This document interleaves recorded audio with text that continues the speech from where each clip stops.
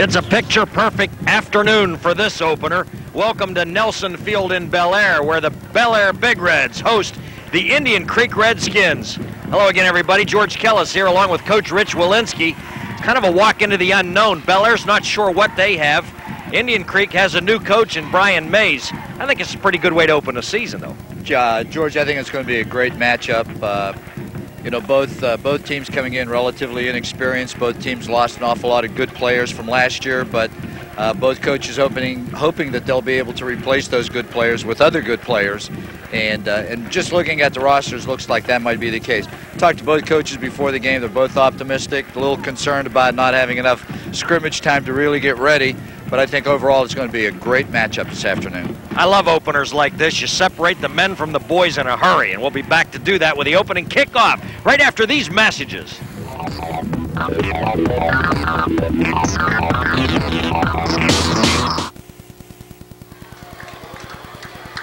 Indian Creek and Bellaire, opening game 1999. It's the first time that these two schools have ever met before the consolidation. Wintersville had a 10-5-1 win-loss tie record against Bellaire over the years. Since they consolidated, Wintersville and Mingo, there has not been a game between these two. Bellaire will kick the ball off right to left. They're wearing the dark uniforms, the red jerseys and black pants on this warm and sunny afternoon, so we'll see if that adversely affects them. Indian Creek in all white to the left. Do you believe in all that stuff about dark uniforms and white shirts? And I don't think so. I think it's psychological probably more than anything. I think scientifically, you know, dark colors do attract a little more sun and heat. But I think overall it's more psychological with the kids, and most coaches don't really, you know, even pay any attention to it. Now we're ready to go. Justin Homer, in his fourth year as the place kicker for the Bellaire Big Reds, will kick it off. Talking more about him later.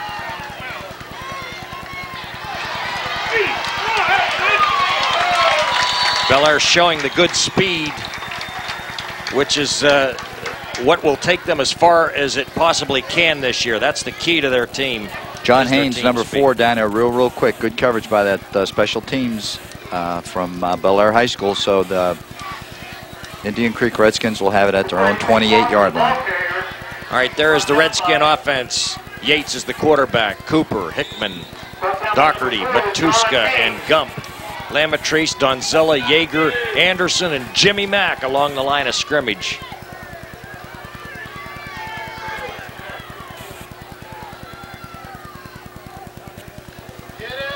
The pitch. And a good gainer on first down. Trevor Cooper is out to the 37-yard line, and a gain of 7. Yeah, George, I was talking to the Indian Creek coaches prior to the game, and they're real impressed, you know, with their team speed this year. They think that they have more speed this year than they ever have in the past. Of course, you know, last year they lost their 2,000-yard rusher, Joe Hammock, and of course he's going to be tough to replace, but this is an altogether different philosophy. Hammock might be one of the underrated players ever in the Valley. Wasn't for Quincy Wilson, he would have the spotlight all to himself last year. They like their skilled people. And Cooper, a first down across the 40 and up to the 43-yard line. The Bellaire Big Reds line up this way defensively. It's an undersized front with Tony Lekanudos, Jake Doyle, Nick Sulik, and Scott Martin. The linebackers, Roger Peters, Tommy Mamie, and Ob Nolan. And in the secondary, Drew Spencer, Frankie Hibbitts, Josh Tuttle, and Mike Marling. 1st and 10. The Indian Creek Redskins from their own 42-yard line. First quarter, no score. 2 nice runs by Indian Creek, showing a real strong running game here early in the game on their first 2 possessions. headed in the wrong direction. Somebody stepped up in the hole quickly, and Bellaire got the posse around the man in a sudden hurry right there, and that's what Bellaire has to do, is swarm the ball carrier, because they're just not very big at all. There's number 26, Jeremy Rieger on the tackle, defensive back, number 26. Get another Here look. we have it on a replay, trying to run a blast over the left side, and a real good penetration that time by the inside. I'm sorry, it might have been number 25. It's really difficult for me to see the numbers right now.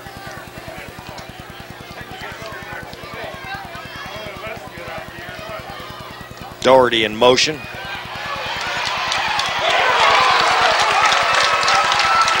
I tell you, that time really Indian Creek showing a lot of multiple sets, George. That time they had an end over, was unbalanced to the left. They ran the quick pitch into that unbalanced side, but Bellaire was not fooled. They were able to make an adjustment, got real quick support out of their secondary. Real good, solid, strong hit. Anthony There it is Martin. right here, the quick pitch. Looks like he has a little running room, but boom, right there, number 36 coming Mike up out of the Marling secondary. came up and popped him, and there is Brian Mays. It's that free safety. Brian had great success at Caddis in recent years. 3rd down and 10. Draw play. The delay, Anthony Martin is tackled for no gain. It'll be 4th and 10. Number 21 from Bellaire playing it very well. It's Tony Lekanudos, and did a good job of closing very quickly, holding that to a short gain. This will put Indian Creek into a 4th and 9 situation. Here it is right here. Looks like he might have a little something going, but an awful lot of penetration. Nobody gets anybody turned out, and a great job by that Bellaire defense holding that to a short gain. And number 21, Tony Lekanudos. Back to kick for the Redskins. Number 35, Frank. Hughes will kick for Indian Creek. Nice high kick. Gets up into the wind. Drew Spencer on the return. Spencer on the move. Spencer is gone. And there are no flags. Wow.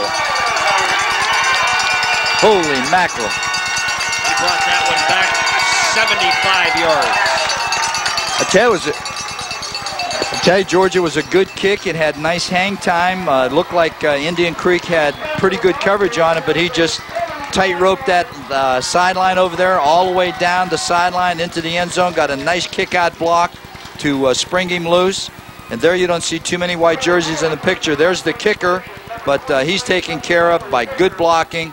And Drew Spencer just cruises into the end zone for the score. Just like that, 6-0 in favor of the Bellaire Big Reds. And they'll line up with Justin Homer to add the point after touchdown. Well, how important good special teams play really is, and that just goes to show you right there. Homer's kick is no good, good. wide to the right. So with 8:21 to go in the first quarter, Bellaire has not run an offensive play yet, but they lead 6-0. Special teams, always a big questionable area, especially in your opening game, because you haven't had all of that live special team preparation in your scrimmages. You don't do quite as much with it as you do working on your scrimmage work. You know, I was talking to John Magistro down on the field before the game, George, and the conversation got around to special teams because I was commenting on the Homer boy coming from a long line of kickers in that family. And John indicated this is the first soccer-style kicker out of the Homer family. All the other ones were straight-on kickers.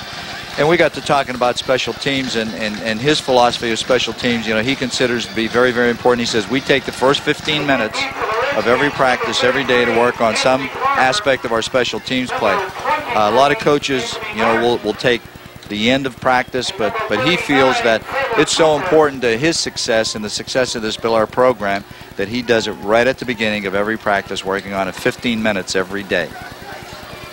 I think they've become more conscious about special teams play later in Magistro's career. Some of the early years, I wondered if they really spent as much time on it. You can't do everything. You're not going to be perfect in all three phases. They're a great offensive football team. but obviously they put more of an emphasis on it the last couple, 3 or 4 years. And there's John Magistro, who just has a phenomenal record here. Well, if Drew Spencer's performance on this last punt is any indication, he must be doing something right. Absolutely. Well, they unleashed the speed in a hurry, didn't they? They sure did. Bob Nolan, the safety on his special teams team for Bellaire, trying to get his people fired up. Nice kick deep down inside the 5. Bellaire's offside, I'm fairly certain, Coach. Somebody was a little too jumped anxious. The gun. Yep. That'll move him back 5. Homer really displayed a strong leg that time. Right, his first kick was kind of one of those oil can jobs it looked down like the one middle. Of those squibbers. I think his dad was maybe a little concerned because we didn't mention, Justin, in the preseason preview that we did. We didn't, because of time constraints, talk about kickers really from any team. And some would say, well, that's not fair to the kicker, but we get them on the game of the week right here, and it gives us an opportunity to really talk about it a little bit more detailed. Sure. Here we go again. We'll see if Justin can get it down there anywhere near he got the last one. That's a pretty good one. Taken in at about the 16-yard line.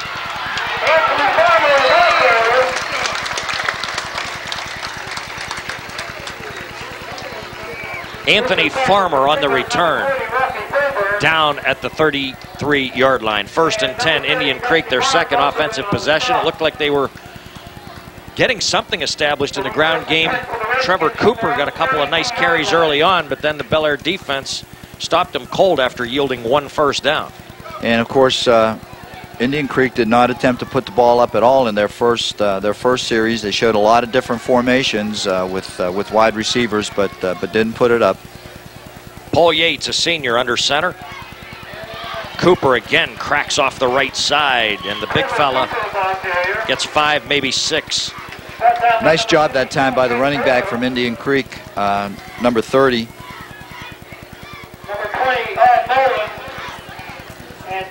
Cooper's listed at 6'1", 180, but it looks to me like he runs bigger than that. Good job, because that play was designed to go off the left side, and nothing there, so he bended back to the right, found a little seam, picked up a good solid 7 yards. It's going to bring up 2nd and 3.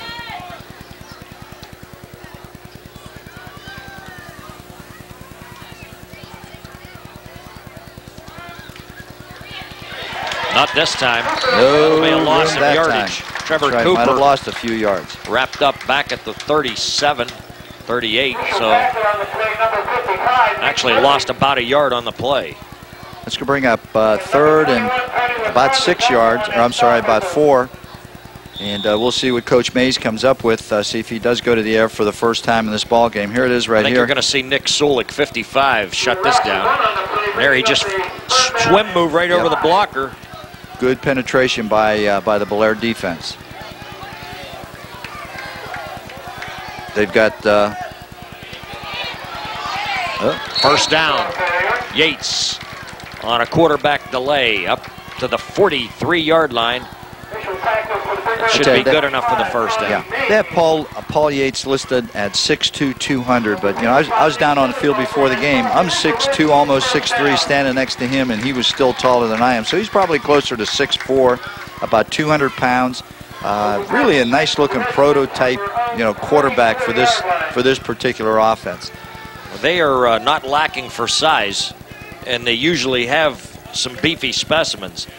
Jimmy Mack, and of course a hit song by Martha Reeves back in the 60s. 6'5", 280, 5'11", 220, 250, 205.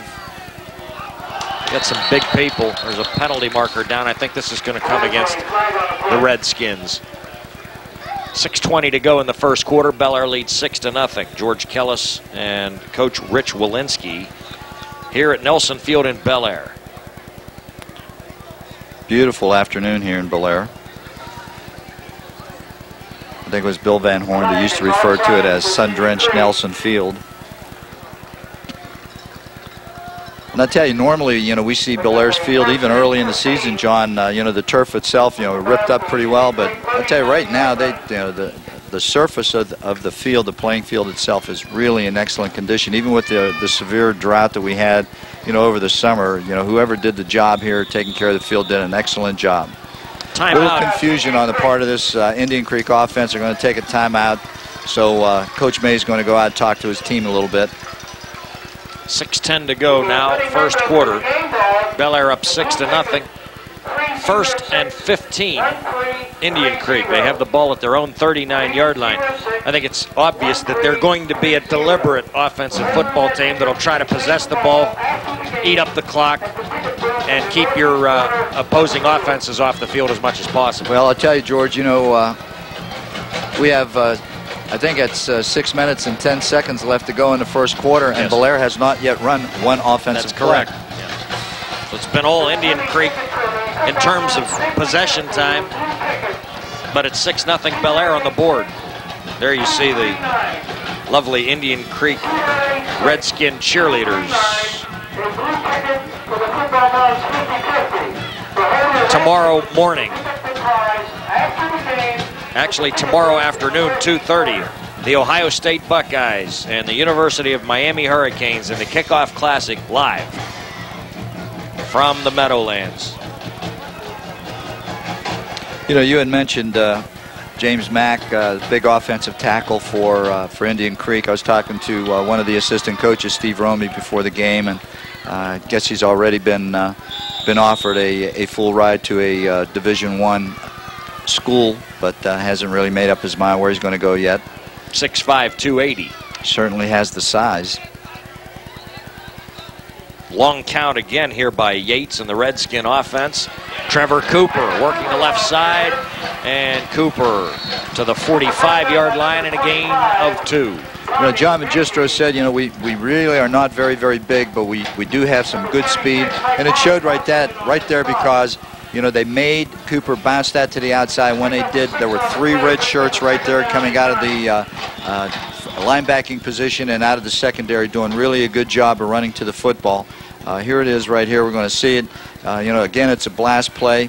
Nowhere to go off tackle, so good stiff arm right there by Cooper. But right there you see all of these jerseys coming up and holding that short of the first down will bring up second and about 9. Tommy Mamie making the tackle. Cooper again up to the 48. So that'll bring on a 3rd and 5 here for the Skins. On their last possession when they were 3rd and about 4, big quarterback Paul Yates took it himself on a quarterback draw, got the first down. So we'll see what Coach Mays is going to call right here. This is sort of a homecoming for Brian. He played, I remember I was coaching at Catholic Central when he was playing at Wintersville at that time. An excellent athlete, a good quarterback, and turned out to be a very, very good coach, and sort of a homecoming for him today.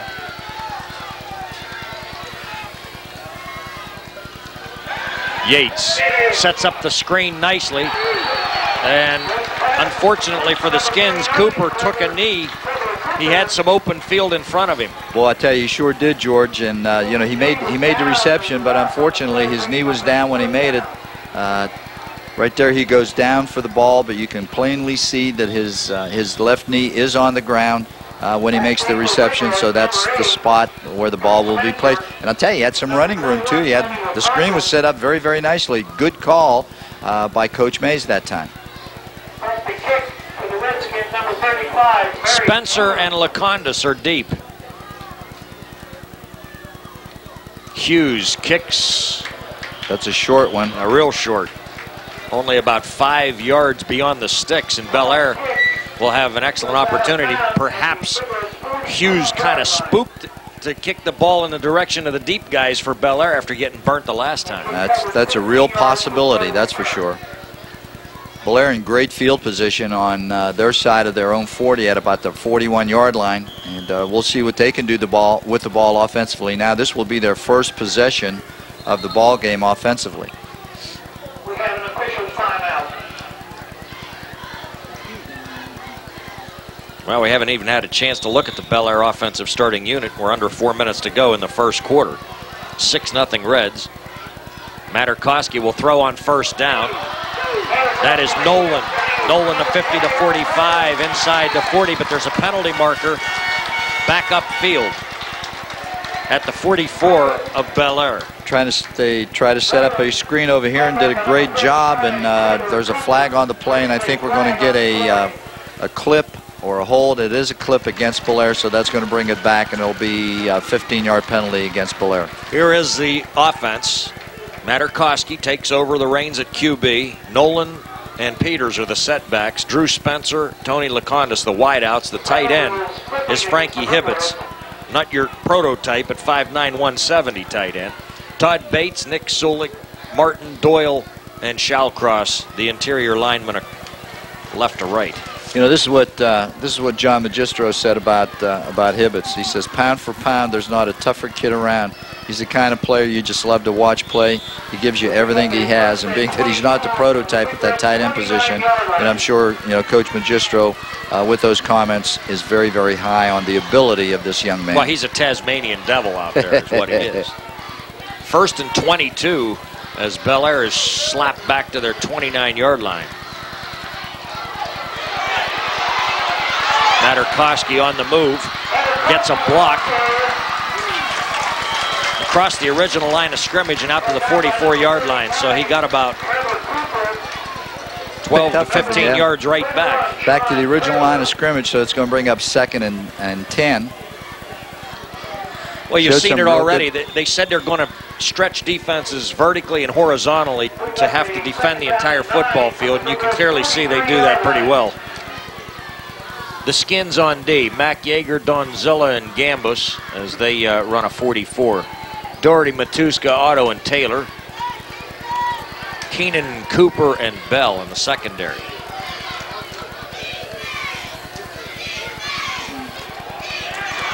Nolan is mugged. Wow, by Mac.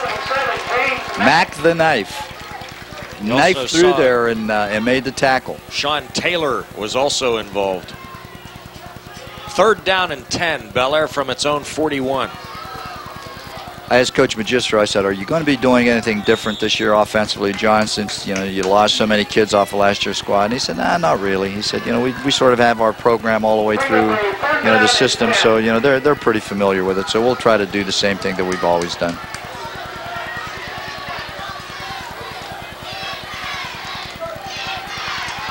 Materkoski to the corner. He can fly, and he gets the 1st down and out of bounds. Now, George, is he related to the Richie Materkoski that played for Bellaire over the last few years? Younger brother. Well, I'll tell you, he comes from a good family then, because Richie Materkoski was an excellent running back and turned out to be an excellent receiver for Bellaire over the years as well. I'll tell you, he does show some speed when he gets over here on the corner. He's able to outrun defensive end. You can see Mack in pursuit there, does get a hand on him, but he steps out of bounds after he passes the marker. Good play by Materkoski that time. They overcame a 1st and 22 after the penalty. Now they have the ball in Creek territory. This is a live football. Spencer covers up. That's a lateral. Spencer a loss on the play back to the 48. You're right, George. And if that ball is thrown backwards from the line of scrimmage, and here you can see it is that's designated as a lateral, and therefore a live ball, and he's got to get on it. So Spencer used good judgment by hustling to that ball and covering it before any Indian Creek defenders could get to it. Speaking of good bloodlines, Spencer's uncle Tim could tell you a little bit about this game. Yeah, there you go. 2nd down and 14. Bellaire back in its own territory now at the 48. Materkoski guns at the Lekanudos. But there's a flag on the play, and I think Lekanudos was leaning forward a little bit prior to the snap.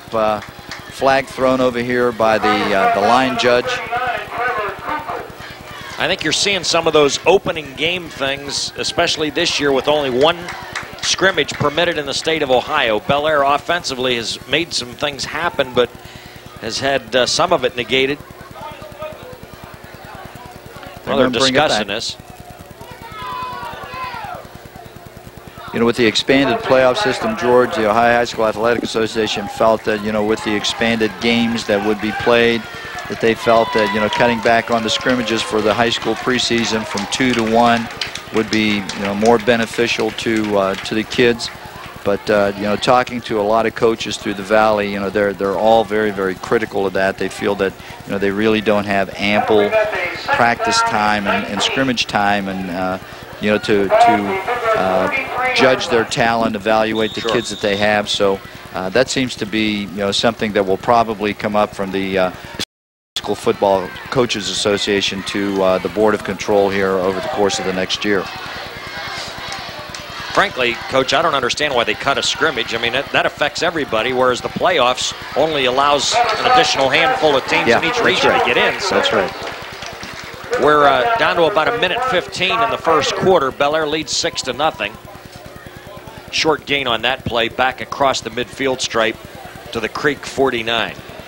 Bellaire really came out in a wide open formation that time. They had trips one way, split end back the other way, and tried to find a hole in that zone defense. And Materkoski was able to deliver a strike to his receiver, that Frankie Hibbitts.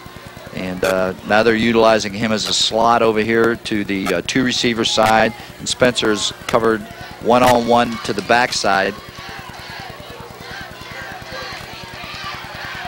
Materkoski lobs a guy wide open as Hibbitts, and he's got a first down to the Indian Creek 30-yard line. You think that they're really going to look for Spencer the other way, and where the one-on-one coverage is located, and that twins back over this way, and Hibbitts is wide open over here, running a little out pattern from his inside receiver position. And that just puts so much pressure on those defensive secondaries from look what you've got to defend. Bellaire's opponents. Look what you got to defend. You got to defend the two string beans and Lekanudos and Spencer, who are about 6'4", 6'5". Then that opens things up for Joey Mosslander inside. But you've got Hibbitts out in the pattern. You've got those two running backs, Roger Peters and Nolan, who are sure-handed back there. So you've got people that almost invariably are going to be open somewhere out there. And the hard part is, as soon as you start concentrating on defending against the pass, their running game is very, very simple. They don't run a lot of things, but they'll run that little inside trap with the other back leading, or they'll run the draw play, and it just puts so much pressure on the defense. That slows down the rush by the front defenders, and because you got to honestly play the run as well as defend the pass. We have played a quarter at Nelson Field. Your score, Bellaire 6, Indian Creek nothing. We'll be right back.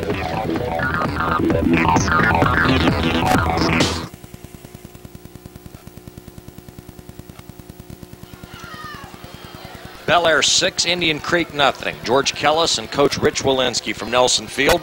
This is Bellaire on 2nd down and 8, and the pitch comes to the outside. Mosslander works the sidelines and might have another first down.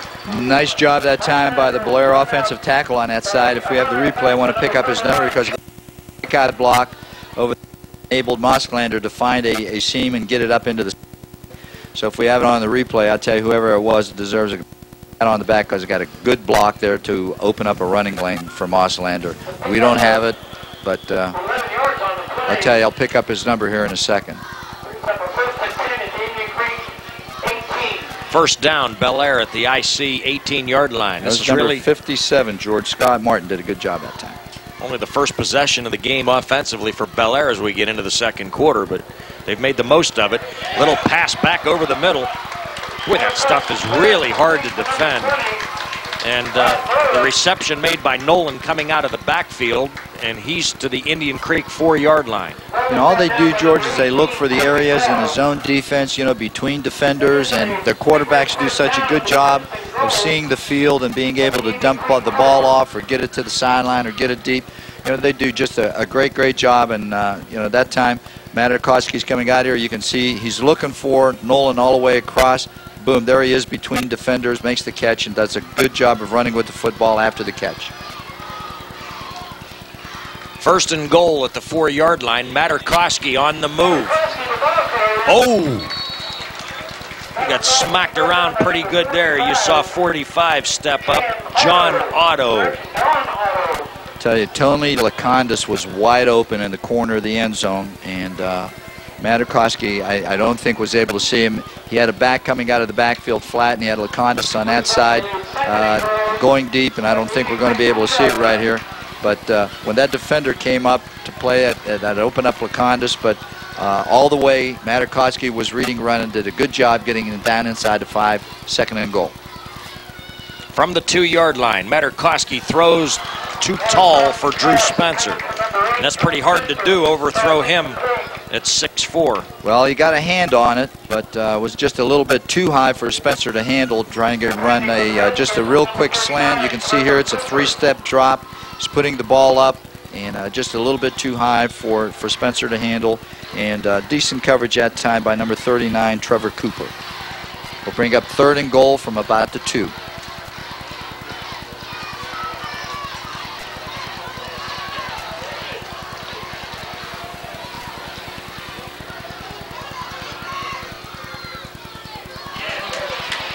Good job defensively by Indian Creek. Losslander with a little crossbuck action.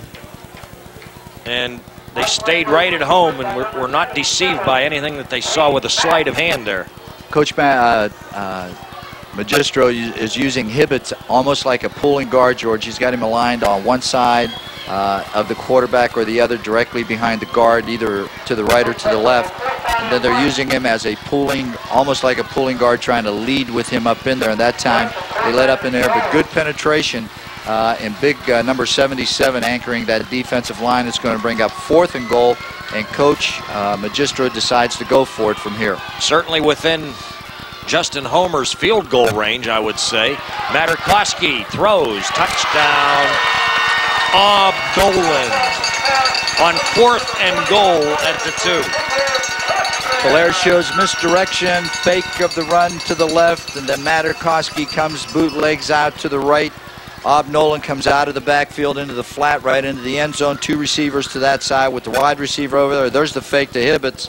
And here's Materkoski. He's looking and dumps it right there. Excellent job by Bellaire, and an excellent call by the Bellaire coaching staff. Nice fake right here. There it is. Not a pretty pass, but effective. Bellaire going to go for 2, being that they missed the conversion kick on their first score, so they're going to go for 2. Have trip set to the right, split in left. Materkoski on a straight drop, incomplete, and intended for Drew Spencer. 9:50 to go in the 2nd quarter. Bellaire leads it now 12-0. With 9 minutes, 50 seconds left in the 2nd quarter, the score is below. So Indian Creek does not appear to be a team best suited for comeback type football. I don't think they're going to be featuring a 2-minute offense out there. They're just going to have to get back in this the old-fashioned way and grind it down. And they can. You know, we really haven't seen Indian Creek's pass offense yet. We haven't seen, you know, whether Paul Yates can throw the ball effectively. They've only attempted 1 pass, which was a screen pass. They completed for a loss because the receiver had his knee down when he made the catch. So we really don't know if Indian Creek can strike quickly, because we haven't seen that yet. But they do have the speed, they do have the size to be able to do that. But whether they can or not remains to be seen, and we'll have to take a closer look at it in this possession. Maybe we'll see them open up the offense a little bit, George. I know this. I know one thing. Trevor Cooper, their starting tailback, does have good speed. He has good size. He can probably take it in from anywhere on the you know, on the field. So, you know, giving him a little bit of running room, you know, they could get back into this game very, very quickly. The main thing I think that Indian Creek has to do is, you know, don't panic, don't try to get into the game, don't try to get it all on one play. You know, you're down by 12 points. It's still early in the game. You know, if they can come back and score on this possession, even if they drive it, you know, they're still very, very much in this ball game. They're not out of this ball game by a long shot. by the same token, we've already seen all the things that Bellaire keeps throwing at people year in and year out. About 6 different people handle the football and handle it well. And it's just like a blueprint, same blueprint year after year after year. The names change, but it's it's the same stuff and the results are the same. Nice kick. That is a dandy. Homer. Good coverage, but a missed tackle allows the return man to get out across the 20 and up to about the 24-yard line. John Haynes was down there in a hurry. Number 4, big. Number 4, he's a big kid, 6'3", on that special team. Got down there, and although he didn't make the tackle, the one thing that he did alter the route that the return man, who was number 33, Farmer. Anthony Farmer had to take and enabled his teammates on the special team to get to him. So they're inside the 25-yard line. So pretty good coverage by that Bellaire special team. 1st and 10, Skins at their own 24-yard line. Nice opening through the middle. Good job on 1st down by the Indian Creek offensive line, number 44. Pat Hickman. Pat Hickman. 6'2", 205-pounders. They just keep coming at you with big people. I tell you, they're spreading out Bellaire's defense. That time they had trip set to the right with a tight end back to the left. Here it is right here, and it's going to be a little trap inside. The right guard pulling across the center, gets a good block, and once he gets into that secondary, boy, he's a load. Look at all those red shirts it takes to bring him down. Good strong run by Pat Hickman that time from the fullback position for Indian Creek. Penalty marker, and this may be Bellaire lining up offside. Dead ball, offside, Bellaire. You're absolutely and that'll right, be an George. automatic 1st down. Markoff to the 36-yard line. 1st and 10, Indian Creek trailing 12-0 to the Bellaire Big Reds here with 9:06 to play. Quarter number 2. Anthony Farmer and Pat Stewart bring play in from the sideline to the Indian Creek quarterback, Paul Yates. Twice, John Magistro has taken teams to the championship game in the 90s, in 95 and 96. Now another whistle. This is an equipment adjustment here.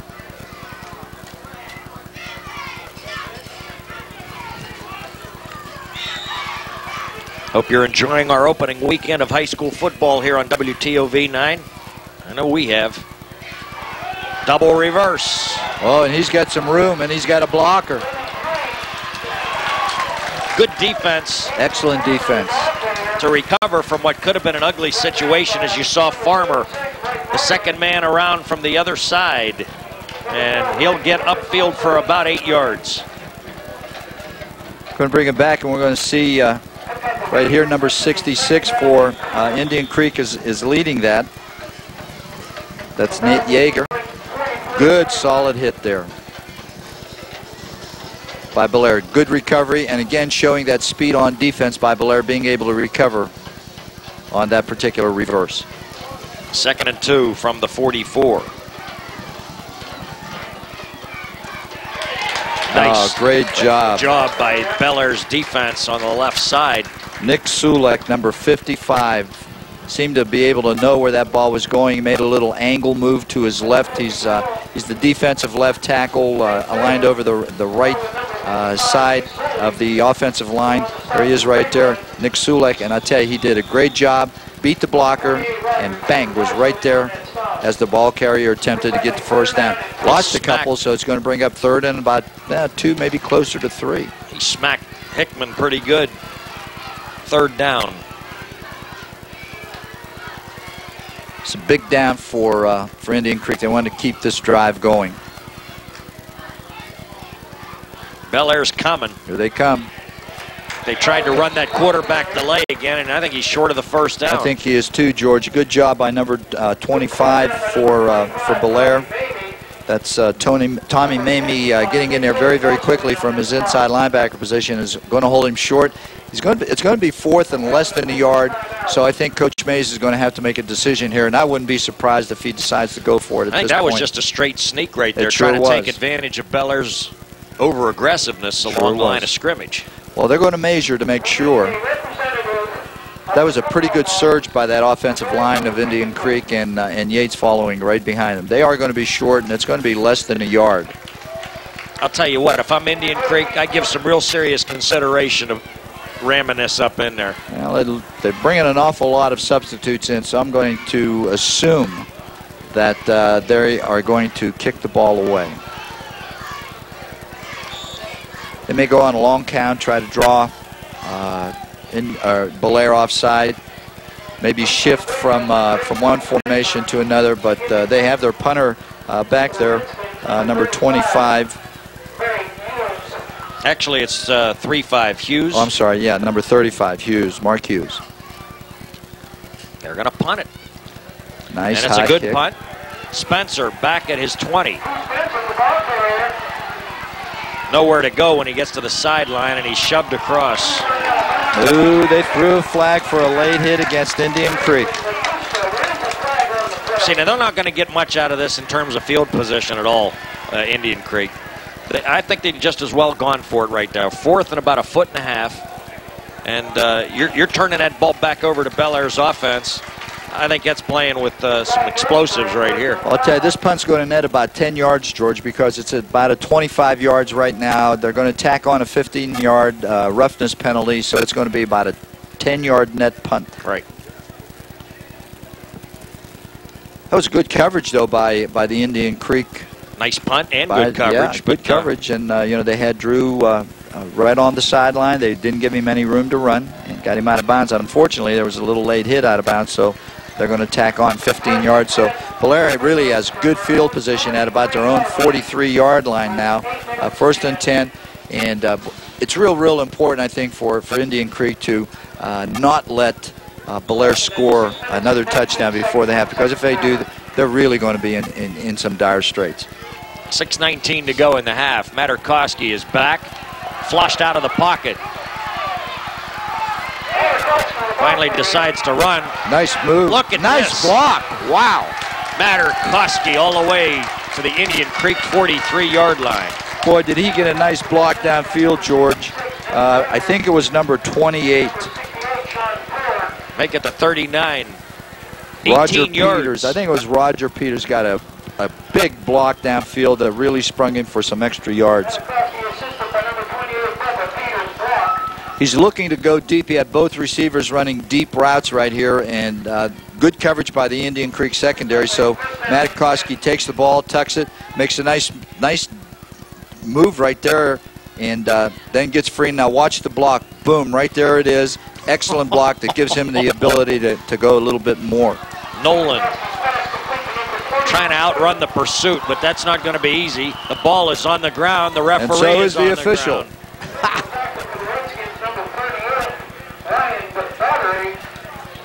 Jonathan Conway, coming out of that defensive secondary, number 32, made a great play, was able to recover very quickly, get a good hit on the receiver, who was number 20, Bob Nolan. Ball popped loose, went out of bounds.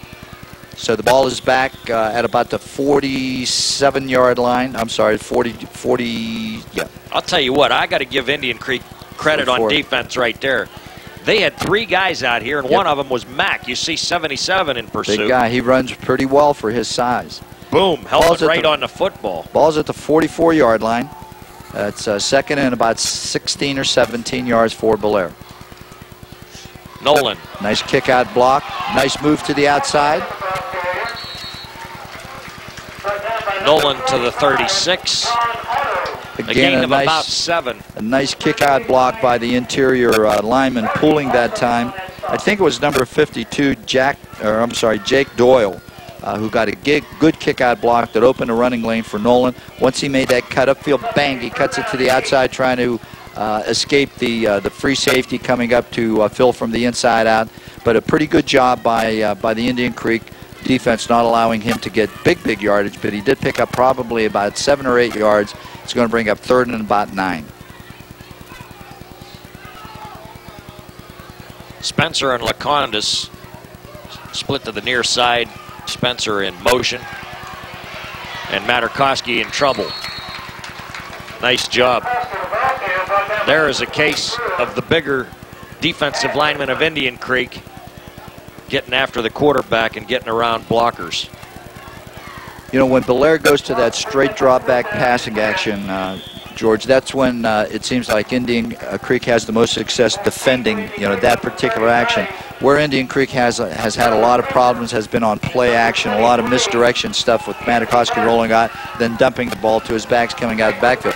So far, the two big wide receivers for Bellaire, Lekanudos and Spencer, have been real quiet. Lekanudos, I don't think he's made a reception. I don't think he has. Uh-oh, look out. This boy's got some speed. Nice return by Anthony Martin. And I tell you, if it's not for number 25 for Bellaire, Tommy Mamie, he goes the distance. Good return, almost brings back to the original line of scrimmage. Get another look at this. I think it's John. No, it's not. It's 40. Rocky Thoburn. He's down there real quick, but misses the tackle. And now shows some real speed right here. Gets a good block on back here. Couldn't pick up the number. But a touchdown-saving tackle by Mamie. So after an exchange of punts, really, Indian Creek not in too bad a shape, trailing 12-0 here with just under 4 minutes to go in the second quarter. Timeout on the field. We'll take a break and come back. Reds 12, Skins nothing.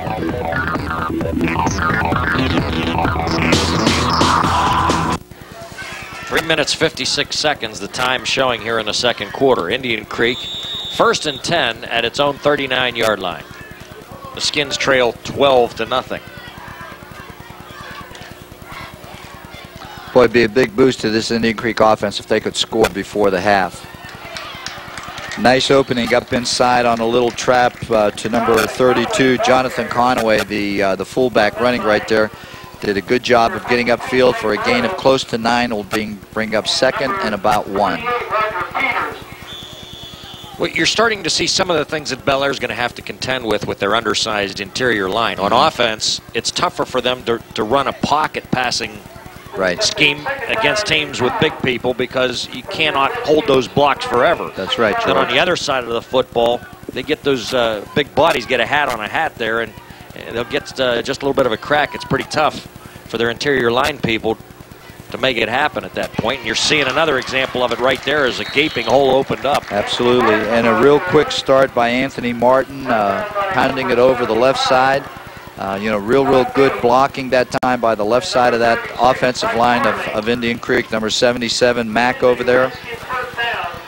Good turnout block right here by the lead back.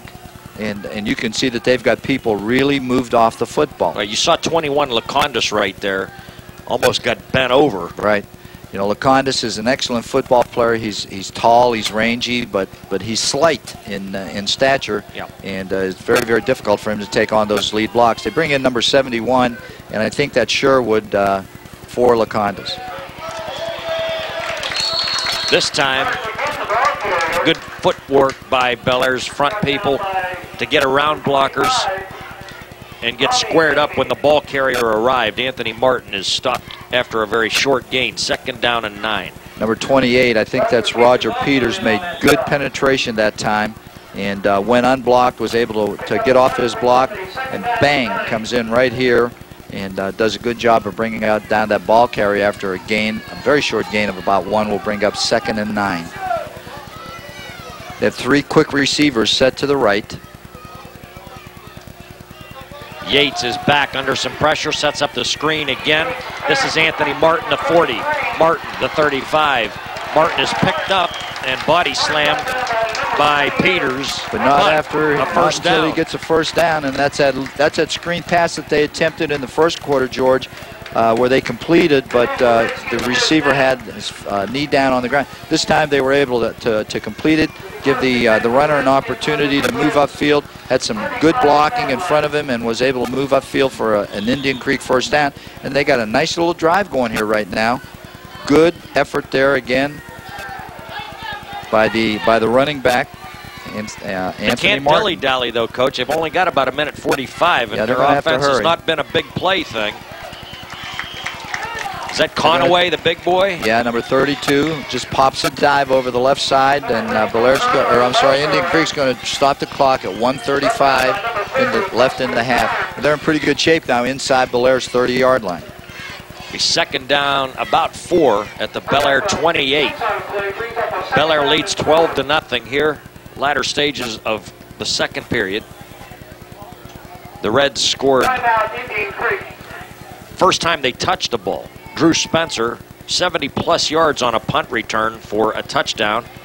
The PAT was no good, and it was 6-0 Bellaire in the first quarter. Stayed that way until Bellaire's opening possession, actually late in the first quarter, continued on into the second quarter. Materkoski threw a short pass from 2 yards out to Nolan on 4th and goal at the 2-yard line. The 2-point attempt failed.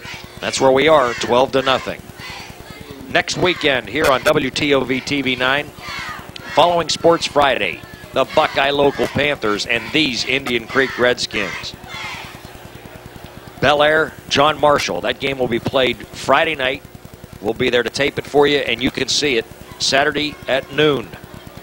Harrison Central, the newly consolidated entity of all 3 schools in Harrison County, and Catholic Central. That'll be Saturday night following our newscast. 1:35 to go in the first half. Indian Creek has 28 yards of real estate to navigate here to get their first score. Indian Creek comes out unbalanced to the left. And now let's see if they come over to this unbalanced side. This is where the strength is set. Now they're motioning even into that side. Yates taking his good old time. The quick pitch to Martin, who had to reach back for it. Martin is down to the 20-yard line. That's another first down. Clock will stop until they get the chains moved and set. That is a Indian Creek first down.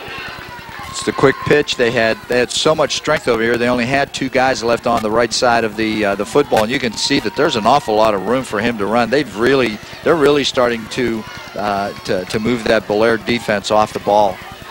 Good job, and here they're set in a normal set this time. Conway again. Conway carries tacklers down to about the 17-yard line, a gain of 3, maybe 4. As time winds down to the 1-minute mark, and Indian Creek takes its second timeout. George, that may be their last one. They've taken 2 right here, and I think they took one earlier in the first quarter, so I think that they're out of timeout. So they've got about 1 minute left to get this ball into the end zone. Here it is right here, a little quick dive to the fullback inside, and again, good movement by that offensive line of Indian Creek. And, we don't get to mention those guys too often, but, it's Donzilla and Davis, Anderson, Yeager, Mack, all doing a good job of moving people around in there right now. Lamatrice also doing a great job. So, the ball is at the 17. It'll be second down and 6. At some point in this game, I know that Indian Creek is not going to feature any kind of a wide open aerial attack here, but at some point you get the impression they need to prove that they can throw the ball. And they've run the ball, so much and well. Very well. That play action, at this point would be very, very effective. I think looking for not anything long, but the short to intermediate passing game, anything from 5 to 12 to 15 yards. I think would be very, very effective for them right now, because I think that they've lulled Bellaire into stopping the run right now, and I'll tell you, any type of play action might spring somebody open. All Yates, the quarterback of Indian Creek, and there's a penalty marker. And we may have a penalty against Indian Creek here, because that was thrown by the umpire, and usually he's the one looking at the offensive interior lineman, and that's what it is. Somebody moved prematurely in that Indian Creek offensive line, and that may change the play calling a little bit right now for Coach Mays. One thing hopefully he's done is alerted his huddle that they might have 2 plays ready to go, because time is of the essence here. Absolutely. Anthony Farmer is checking in, and number 38 is coming out. That's Ryan Daugherty. So they've got some speed in there with Martin at the tailback position, and number 33 now coming out here, setting as a wide receiver, Anthony Farmer. There's it the is. pass. The old alley-oop. Incomplete. Just across the near sideline, and you saw that it was Farmer, number 33, the intended man. Pretty good coverage that time in that defensive secondary for Bellaire. We're going to take a look at it right here. Here it is. And one thing that this proves to me is that you know, Yates has an arm. He can throw the ball. He has a nice touch on that, as we can see. And I want to see who the defender was because he did a good job. It wasn't beat at all. That's number 6, Josh Tuttle, doing a good job from the cornerback position for Bellaire. An excellent camera work by Dale Barris on the sideline. Good job, Dale. 3rd down and 12. Draw. A delay. Somebody got a hand in there. Otherwise, I think Merton would have had a slashing opening. You see Roger Peters. Peters has made a ton of tackles. Just in this drive alone, he's done a good job of getting to the football. And we're going to see it's a draw right here to the tailback. I really didn't pick up the number of who made that is the guy penetration. that got a paw in there first. Okay, big number 21. 4th and 11 for Indian Creek. They will attempt a field goal. And this is going to be about a 40-yard field goal. Hughes. Mark Hughes. That won't get there. Got under it just a little bit too much. Got it into the end zone. And Indian Creek loses a real golden opportunity to get a score here before the half is over. Only 2 seconds remaining in the half. So Bellaire will only have to take a knee or see if they can even get a play off here. 12-0. Bellaire's going to lead by that margin at the half. Bellaire's taking a timeout. Maybe Coach Magistro has second thoughts about the play call and wants to talk it over with his kids. Bellaire will have the ball to open the second half. And they'll have a 12-point lead to boot. George Kellis and Rich Walensky here on the opening Saturday afternoon of the high school football season. So many great things going on this opening weekend. Little fans, big fans. You know, George, I can't ever remember so many big games, you know, for the opening, you know, of a high school football season.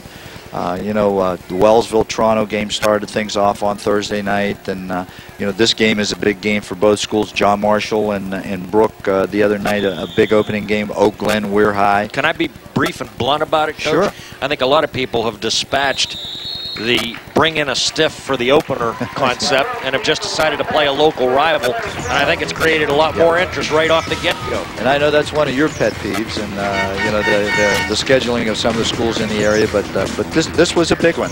Now, I got to believe these people are having more fun here today watching Indian Creek and Bellaire than Akron Howard and Bellaire. It's halftime. We'll be back with the bands here. Big Reds 12, Redskins nothing.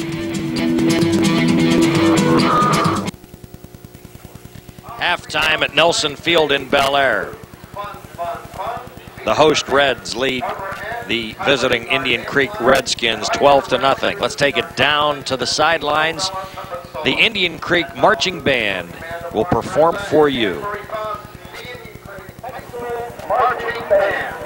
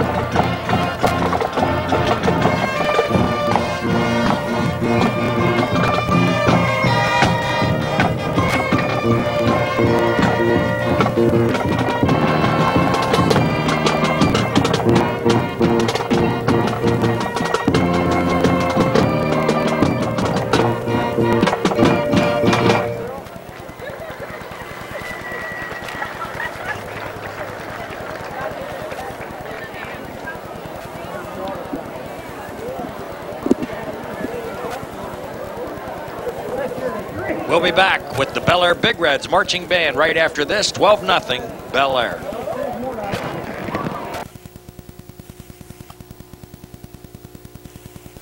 Welcome back. It's time now to take it back to the sidelines where Bellaire's marching band will perform for you now. The Reds lead the Indian Creek Redskins 12-0 here at halftime. Down to the sidelines we go. Bellaire High School marching band under the direction of Cheryl Lucas, Robert Pacaslo, Marion Stoltz, Sue Andrich, and Bill Morgan.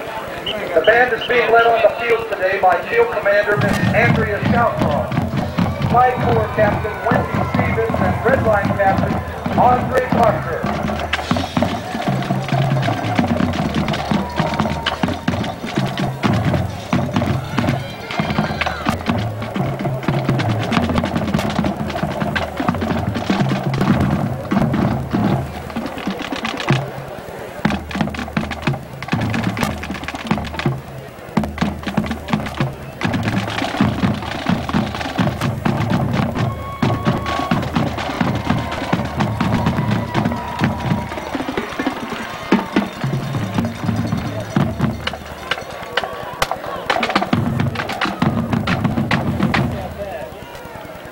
Ladies and gentlemen, performing Celebration, the pride of the all-American town, the Bellaire High School Marching Band.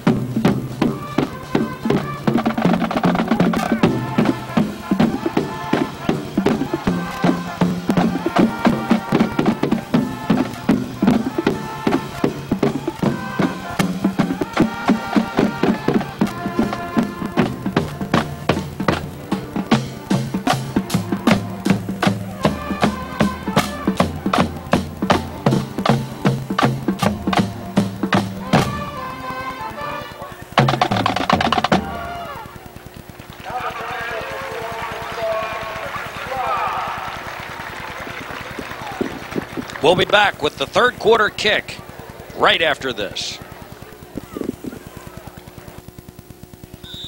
Third quarter action set to get underway, and Indian Creek kicks it away. Woo!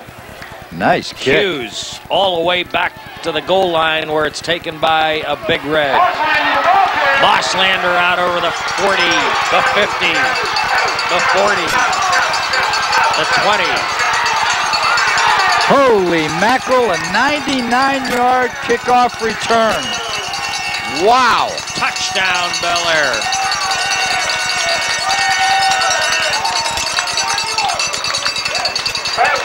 I think they found themselves another weapon.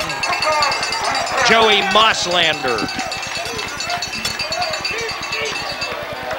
Okay, we're going to just see the tail end of it. You can see number 10 here from Indian Creek in pursuit. That's Rashard Terry.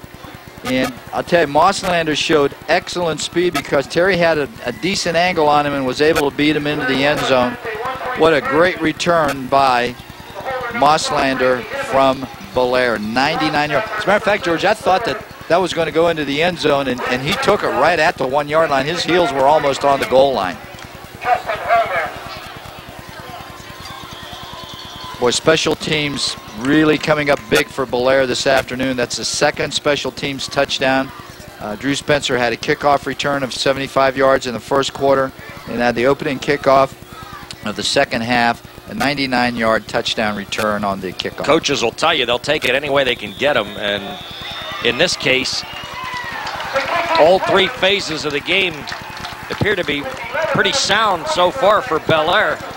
That is very unusual. I mean, I take you back to the state championship game in '95, where clearly the thing that cost Bellaire the championship that day was special teams play. Here this afternoon, they have scored 2 special teams touchdowns. If you're looking from Indian Creek's perspective, however, Brian Mays has got to be saying, we've given up 2 special teams touchdowns. That's right. And we got to stop that foolishness. Absolutely. I tell you, that time Hughes just, had a beautiful kickoff. It was high, it was deep. The coverage was not really that bad. Indian Creek was down there in pretty good shape, but Mosslander was able to find an opening at about the 25, and then boom, he beat the kicker. Hughes got a hand on him at about the 50, the 45, or the 50-yard line. But after he broke that and he was able to keep his balance, boom, he was gone. Mosslander, a junior at 5'11", 170 pounds. So 16 seconds have elapsed here in the third quarter. And Bellaire has unleashed a variety of explosives, leading now 19-0. Based on what we saw, the Indian Creek passing attack in the first half, it's an uphill climb. Yep. They completed 2 passes. They were both screen passes. The first one went for negative yardage because the receiver had his knee down when he made the catch. The second screen pass on their drive at the end of the first half got them real good positive yardage and a first down. But they haven't really thrown the ball downfield except for once in the corner of the end zone, and it fell incomplete. Homer, who added the point after, will kick.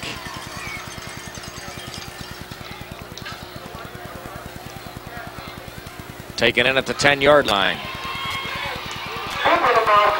Uh-oh. Cooper.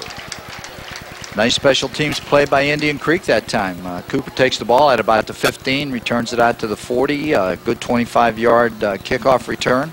Showed some real nice speed and elusiveness as he was returning that. 1st and 10, Creek. Looking down on the Indian Creek sideline, Georgia, I do see one thing that we need to mention. There's a young man down there with cramps early here in the second half, and with the humidity going up and the temperature going up, it's very important for the trainers to make sure that all of these kids get plenty of fluids in them. Yates calls out the signals. The dive play left. Martin gets short yardage. And I'll tell you, the dive play is really not a bad play to run against this Bellaire defense. They're in a 4-4 defense, and it's a little soft in the middle with the 2 inside linebackers aligned in there. And if you can really get a good block on that down tackle and seal that play side linebacker, that's a good play to run against that defense. Here it is right here. They're trying to, a little combination block, the tackle blocking out, and the tight ends looping around trying to get to that pursuing inside linebacker. Goes for short yardage, though, just about 2 yards. It'll bring up second and about 8. Little confusion on the part of that offense, and we have a delay of game penalty. That's called by the back judge, who's responsible for keeping the clock. So that's going to cost Indian Creek 5. So instead of being 2nd and 8, they're going to be about 2nd and 13. The pattern of this game continues. It certainly won't damage any intrigue that there might be for that matchup this coming weekend that we have here for you between Bellaire and John Marshall. I can tell you JM is an impressive operation with what they throw at you. Draw. Wow, a lot of penetration. And how many times have we called number 55 so far in this game? Nick Sulek, defensive tackle for Bellaire, making real good penetration for Bellaire. They sniffed that out in a hurry. There was no hesitation whatsoever. They were pinning their ears back and coming after the draw play. That was a loss of about another 3, so it's going to bring 3rd and 16. Anthony Martin never had a chance. 3rd and long again for the Skins. This is not a situation that they have to be real comfortable with. 52 also in there, Aaron Gambos.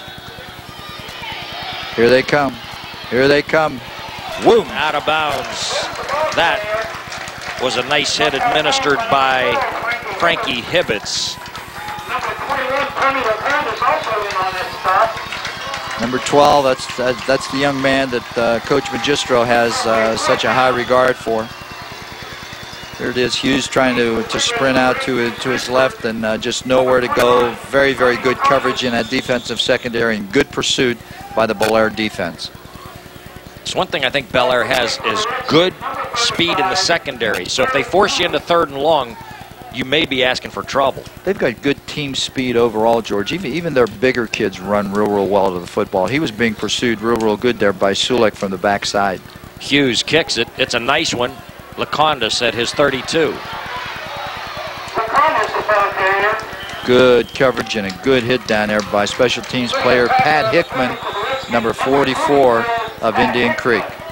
Also Bellaire, Conway down there as well. Bellaire will have the football at its own 41, leading 19-0 with 9:41 to go in the 3rd quarter. A chance to give themselves some additional breathing room. Indian Creek just unable to move the ball offensively on their first series here in the 2nd half. I don't know that they've had a play that has gone for more than about 12 yards. I don't think they have either, George. And it has been a running play. But other than that, I think you're probably correct. Spencer again in motion. The end around. Gain of 5 to the 46. Hibbitts out there trying to get a block along with number 57, interior lineman, Scott Martin. It's a gain of about 4 or 5. It'll bring up 2nd and 6. Spencer. It's kind of a kid you want to try to get the ball into his hands in a variety of different ways, and that's one of them, having him come from the flanker position on an end around play.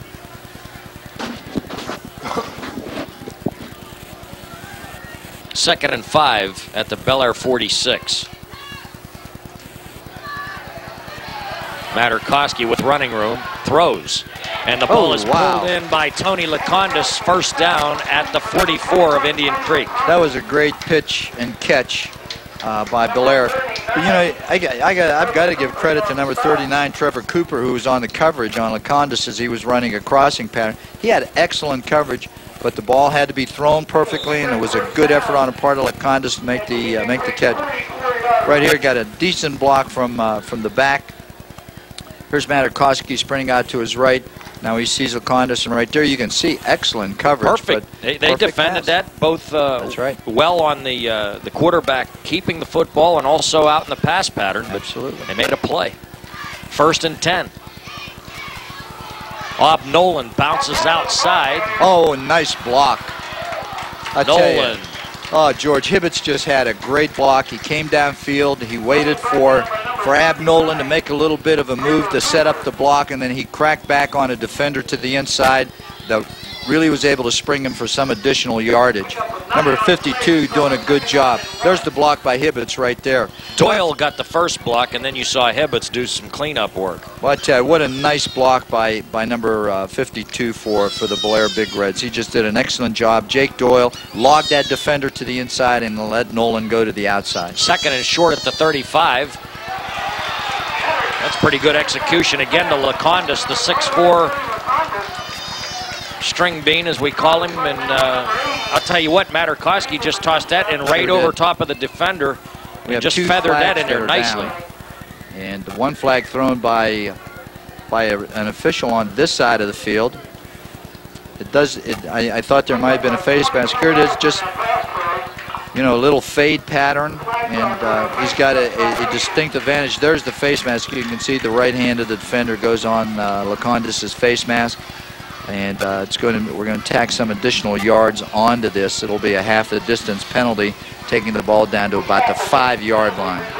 I'll tell you this, Bellaire's schedule is tailor-made for them to get to the postseason if, in fact, they are good enough to do that. Because they're going to play some teams that are going to win football games. Indian Creek's going to win some games. John Marshall next week is a team that could run off a big season. You got Wheeling Park the following week, another Division I size school. Does Bellaire play Edison again this year? No, we don't. We were not able to get together. They've got Indian Creek, John Marshall, Wheeling Park, St. Clairsville, Cambridge, Catholic Central, UL Brook. Materkoski tosses it in there. Just did not get enough on that and allowed the defender to close in. You saw 52. And that's Aaron Gambos. They're really going to get a lot of points from this team that they play on October the 24th, George. Sir Winfred Laurier, London, Ontario. Yes, if in fact that game, there's been some discussion that maybe they're trying to dispatch that game actually. That time Materkoski sprinting out to his left, got to the perimeter and took it up as far as he could to the line of scrimmage, and then tried to dump it to a receiver in the end zone. Threw it a little bit behind him, was not a catchable ball. It'll bring up 2nd and goal. They need a little more work on that play. This is Nolan. Nolan is finally wheeled down at about the 2 or 3. 3rd and goal. Bellaire 19, Indian Creek nothing. 7 minutes and counting, 3rd quarter. Here's the play here, and again, it's that handoff. Good, solid hit there by number 44 for Indian Creek. That does a good job of bringing down the ball carrier. That's Pat Hickman. Good job, Pat, defensively. 3rd and goal from the 2.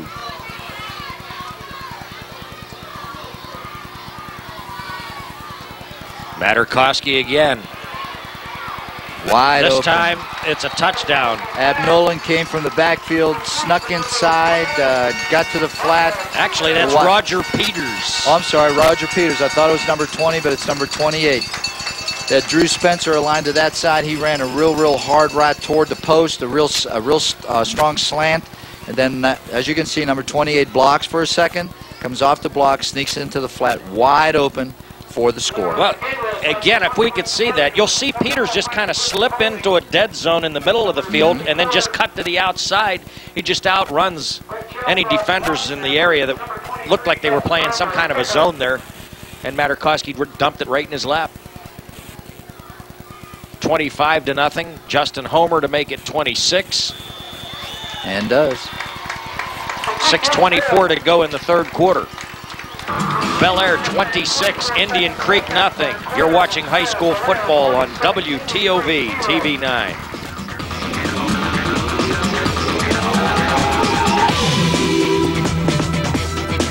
This surprises me a little bit. Bellaire leads 26-0.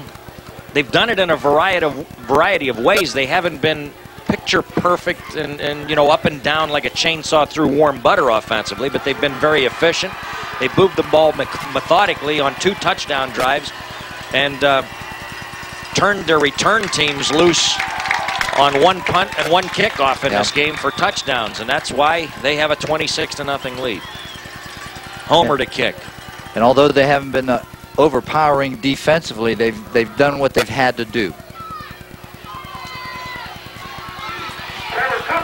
Trevor Cooper to the 30. Nice return by Cooper, getting his shoulders square to the line of scrimmage, just running straight up the field, looking for a little opening. Gets it out there in pretty good shape at about their own 32-yard line. First and 10 for the Redskins from their own 31-yard line. All right, let's see if Indian Creek can get something humming here. There's a change at the quarterback position, George. Looks like number, is it 7? Mike Pickford. My guess is Pickford can throw the ball.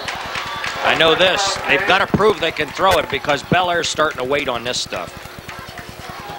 Number 28, inside linebacker, doing a great job for Indian Creek. Good solid tackle by Roger Peters. He was the receiver on that last touchdown by Bellaire. So he's doing it on both sides of the ball, both offense and defense. Good solid tackle. You saw Peters getting the play sent in from the Bellaire sideline. Bruce Stoltz, the longtime defensive coordinator. The last carry was by Hickman for a loss of a yard. 2nd down, 11. Got him spread out, receivers both ways, twins to the right. Straight drop back pass. Gunned out here, caught, and Trevor Cooper leans ahead to the 39-yard line. It'll be 3rd down and a short 3. Good pass that time by Hickman. Number 39, Trevor Farmer, the receiver. He's coming out with a cramp in his right calf. He ran a good, strong out pattern. The ball delivered on time. Good gain of about 7 or 8 yards. It's going to bring up 3rd and 2. I think you're going to start seeing a lot of this the rest of this game as these guys get depleted of fluids. And a timeout on the field.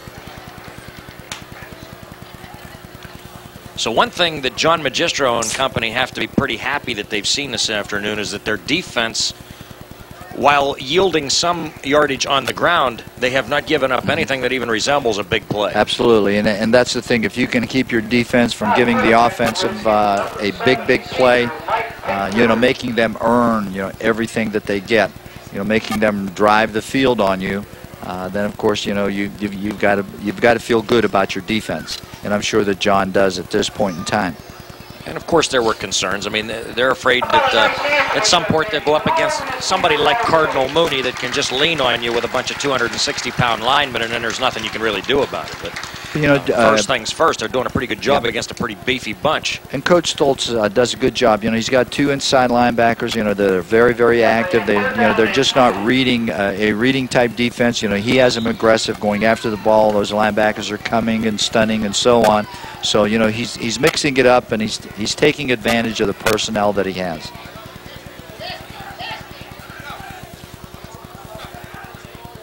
Nolan trying to show a little blitz action, and the quarterback is hit as he tries to unload the football, and you saw Pickford drilled from behind. And number 57. For the Bellaire Big Reds, Scott Martin. Number 57, Scott Marshall. Scott Martin applying pressure to the quarterback. Here it is. It's straight drop back, and I'll tell you, they're at him in a hurry. As soon as he cocks his arm, Martin comes from the backside and just levels him. Bellaire's in a real advantageous situation now defensively, George. They know that if Indian Creek's going to get back into this game, they're going to have to put it up a little bit. So those Bellaire defenders are starting to pin their ears back, and they're really starting to come now. 4th and 2, the pitch out, and it's a 1st down, and here comes Anthony Martin to midfield and out of bounds. Good call by Coach Mays that time. Gives his little speedster an opportunity to get to the outside. Got a good block on the corner, opened a seam for him, and was able to get it upfield for more than yardage than the 1st down. And take a look at it right here. Here it is, the quick pitch. Got a nice kick-out block, and I think that was Big Mac that was out there, number 77, throwing a key block. James Mack, the 6'5", 280-pound offensive tackle. 4.5 minutes to go in the third. Indian Creek at midfield. 1st and 10. Trevor Farmer back at the tailback position along with Conway behind the quarterback. Pickford throws. Incomplete. The intended receiver was Rashad Terry. And a good defensive play by Dusty Barnes. When you're running that slant pattern, George, it's real important for the quarterback to wait until he can clear that underneath defender. Wait until he gets into that seam between the two linebackers, the inside linebacker and the outside linebacker. At that time, he tried to drill it, and number 30, Barnes, was standing right there, got a hand on it, and knocked it harmlessly away. Bellaire just keeps finding guys that make plays. Barnes is a sophomore, only 5'9", 155. Pickford throws. The ball is intercepted. Oh, what a great play. Roger Peters. What a great play by Roger Peters on that. He got a perfect drop. Quarterback for Bellaire, Mike Pickford, looking for his receiver, running a little curl route, inside route. Peters got a great drop, made a great effort on the ball, and was able to make the interception. And we're going to take a look at it right here. Ball is thrown well, but underneath coverage. And again, you got to wait until your receiver clears that before you try to get him the ball. And, Ryan Doherty, the intended receiver on the play, and Peters stepped in front. 1st and 10, Bellaire at its own 39-yard line. The Reds trying to add to a 26-0 lead. Pickford will learn. Materkoski throws, and at the feet of Nolan. That's probably the poorest pass that Materkoski has thrown today. You know, through this whole game, he's been right on the money or real close. And that time, it just seemed like the ball got away from him, and ball was thrown very short for the receiver. Couldn't even get a hand on it. But he's had really a good opening game, I think. And Coach Magistro, I think, has to feel pretty good about his quarterback. It's obvious that they have designed a lot of their plays to accentuate his skills. There's not a lot of the deep pocket pass, That's right, throw the ball down the middle type stuff that they had in the mid-90s. This one, however, looks something like that. It's a 1st down. Hibbitts is the receiver. Hibbitts 1st down into Indian Creek territory at the 48. Great job that time by Materkoski, and a good job by that offensive line of Bellaire. It was a straight drop back pass, good pocket protection, and Frankie Hibbitts was able to come across the middle and make the catch.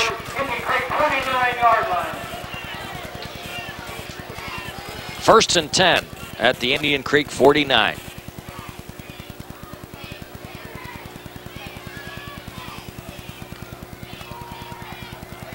Wow. Nowhere to go. Great penetration by number 45. John Otto coming from his defensive end position and getting there almost as quickly as the ball did. Somebody missed a blocking assignment there because he was back there. Absolutely. 2nd down and 13 after a loss of 3. Here it is right here, and it looks like he came on some kind of a stunt there. He came between two blockers, and both blockers were occupied blocking other people, and Otto just did a good job of sniffing that out and getting to the ball. Came from his inside linebacker position.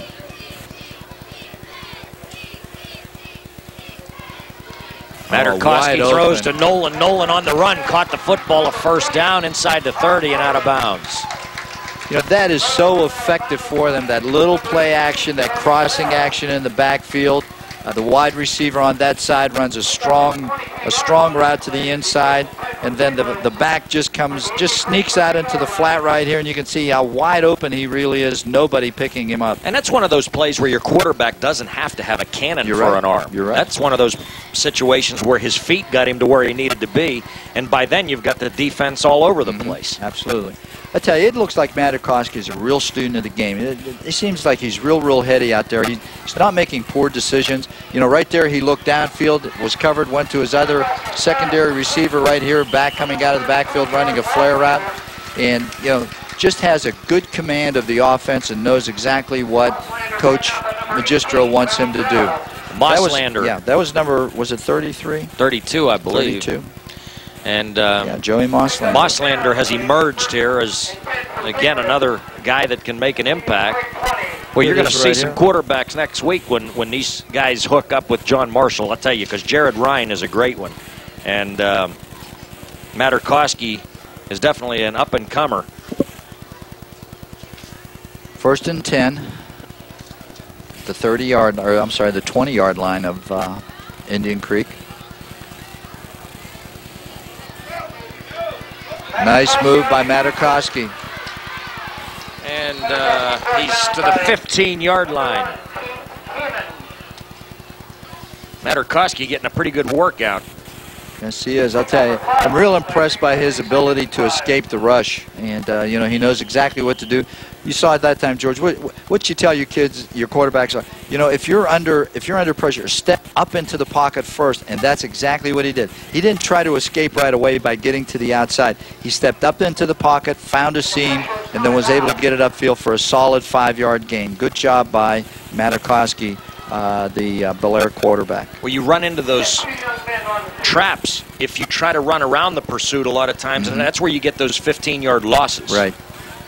And it's so difficult to really, you know, bounce to the outside because that's where the pressure is coming from. When you're running up, it's almost like you're running into trouble, but in fact you're running away from it. That's mentally, you got to correct. convince yourself of that. Absolutely correct. Cramps on the Indian Creek and the Bellaire side of it. George, this might be a good time to mention the Bellaire Eagles. I was just going to say that. Our friends from the Bellaire Eagles brought us a feast up here in the press box, and every Bellaire home game here adjacent nearby to the field on the east side, they have a cookout, ribs and chicken. I highly recommend it. If you like ribs and chicken cooked on the barbecue, you got to check some of this stuff out, because it is prime, and they would love to have you. And I'll tell you, if you're not in Bellaire on Saturday to get that, come on down, because it'll be worth the drive. Even if you're not a football fan, come and Right. get the ribs and the chicken from the Eagles, the Bellaire Eagles. And we really thank them for thinking of us and bringing that up to us. It was excellent, just excellent. Under a minute 50 to play here in the third quarter. 26-0 Bellaire. Materkoski. I'll tell you, he's hurting. He's really got some cramps that are bothering him. You could just tell he's trying to get away from the center. His legs just started to cramp up. But good defensive pressure that time by number 31, Sean Taylor. Sean Taylor is struggling a little bit here too. He can feel those cramps coming. Here it is right here. Now right there you can just see Materkoski is hurting, and also Sean Taylor is hurting as well. It might be close to time for John Magistro to see what else he's got at quarterback. Not that you take anything for granted up 26-0, but his other quarterback is Josh Baldwin, as he's got listed here. Is that ball caught? Yep, they're these spotting guys it down make plays, don't they? Joey Mosslander, the junior, at the 11-yard line. You know, outside of that one fade pattern to Lekanudos, completed by Materkoski to Lekanudos, you know, the guys that have been the most active receivers have been the backs, you know, coming out of the backfield, running crossing patterns. They've used Hibbitts in a variety of positions. He's listed as a starting tight end, but very seldom does he align as the tight end. He'll align in the slot. Right now he's going to align as a back. You can see him align right behind the tackle, lead blocker. 4th and 2 at the 12. Mosslander has the first down and a little bit more to the 7. 1st and goal, Bellaire. That'll probably be the last play of the third quarter. Kids from Indian Creek are really starting to suck wind a little bit now. You know, besides being down by a score of 26-0. You know, I think that the heat is starting to get to him a little bit, because the Bellaire offensive line is taking off and just moving those people back. That was a 4th and 2 situation, and they had defensive linemen 4 or 5 yards off the ball. Well, as a general rule, smaller, faster bodies will hold up better in this kind of an environment than bigger, slower ones, and conditioning is definitely in Bellaire's favor at this time. So's the score. Yep. Reds 26, Skins nothing. We'll be back with the fourth quarter.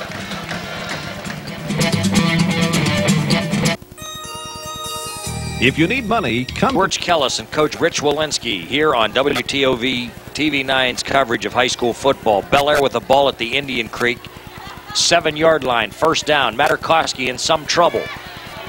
Gets away and then gets inundated. Uh-oh. What happened? Ball loose. There was a fumble, went into the end zone. We'll see who recovered. If it's recovered by Bellaire, it's a touchdown, and it is. Oh, my goodness. I'll tell you, Materkoski was hit at about the 5-yard line. Drilled. I mean, he is smacked. There he is right there. He's under a lot of pressure.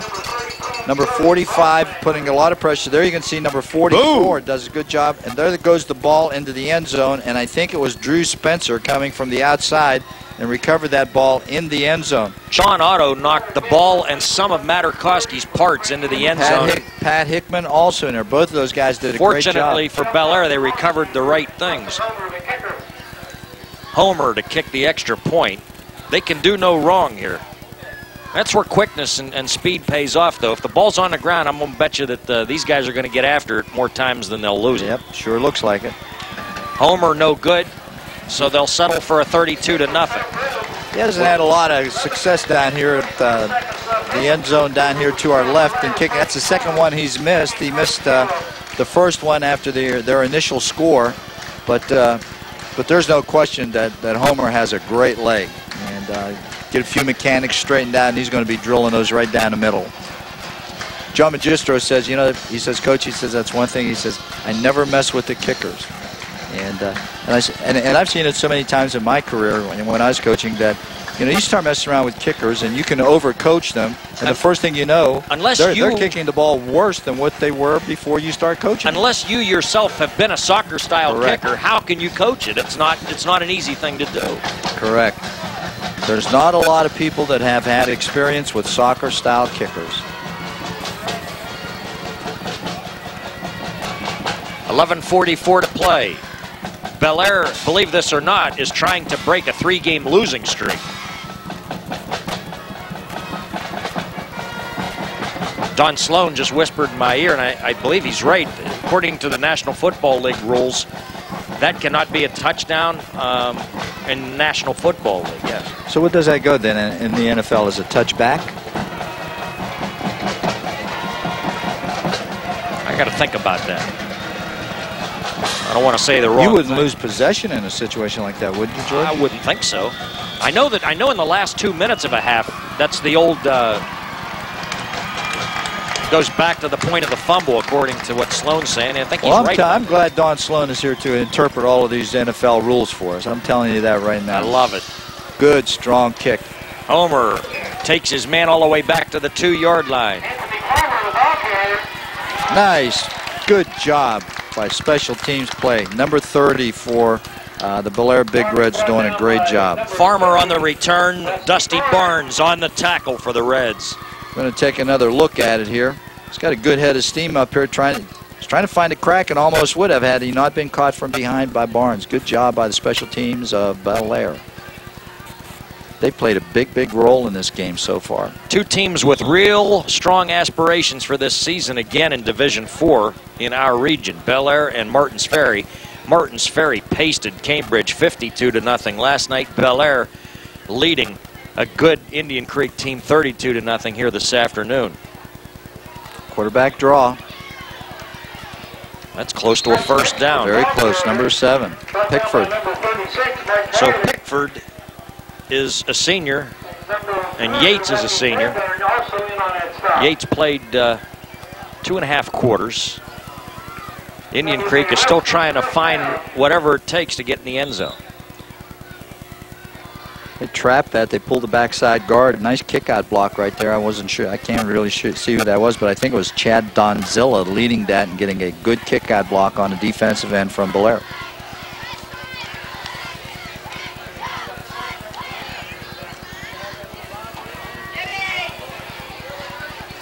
Good strong run.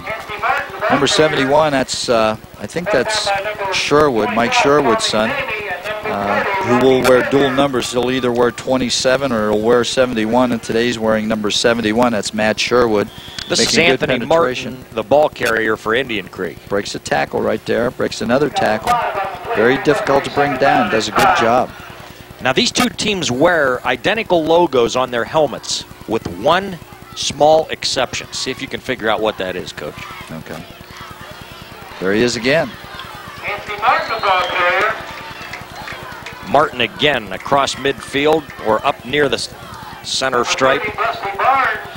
First down. Number 12, Frankie Hibbitts on the stop. That is a Redskins first down. Indian Creek, the Redskins, and Indian mascot Bellaire, the Big Reds, and Indian mascot both wear the arrowheads on the helmets.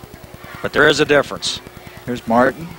Big, big hole. Good job by that offensive line from Bellaire. Really moving people off the ball. I'll tell you, give these kids credit. They haven't given up. You know, they're down 32-0, and they're still playing as hard as they possibly can. Anthony Martin has had a nice game so far. End around. He's got some room, and he's got some blockers. Oh, excellent job over there. Number 20 for Bellaire. And that's been Indian Creek's problem all afternoon, is that Farmer and the rest of the skilled people, and they've got some good skilled people, just cannot get upfield. I mean, they're running a lot east and west, but you ain't seeing enough north-south stuff in this game. Dusty Barnes did a good job. It looked like they had a lot of room to run, and then all of a sudden that Bellaire speed kicks in. They're able to cut off the running lanes and hold what was potentially going to be a big, big gain to a gain of about 3. It's going to bring up 2nd and 7. I think what they've told their defensive people is just keep running and running and running to the football, and one of you is going to get there before something bad happens. So far, that looks pretty good. Look out. Look out. Martin on the go is finally shoved out of bounds inside the 25 down around the 21-yard line. Fortunately, Bellaire didn't get a flag there for a late hit. He was knocked out of bounds right outside of the 20, and then was really popped on about the 15. One of Indian Creek's best scoring best run of the day right here. Good job. And probably their biggest play of the afternoon. Boom, that's where the hit comes. He's already out of bounds. Number 26 for Bellaire was over there that pushed him out of bounds. That's Jeremy Rager. Bellaire has a lot of clean jerseys in there at the time, especially in that defensive line and linebacker core. Coach Magistro giving some of his younger kids an opportunity to play. Martin.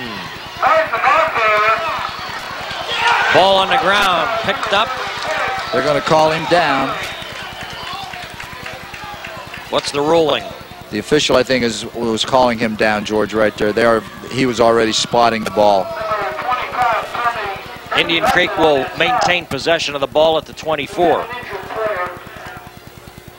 Here it is here. It's a quick flip. The pitch wasn't real good. Good kick-out block right there. Finds a little bit of room to run, but good pursuit coming from number 35. And I think he was down. No I think it was a good call. Yeah, I think it was a not good a call. fumble. Good defense by number 35 for Bellaire. Is that Benji Littell? They're starting to get some more sophomores. They did this a couple of years ago. They just started to feature a bunch of sophomores, guys at that time like Roger Peters and Nolan, who are now the leaders of this team.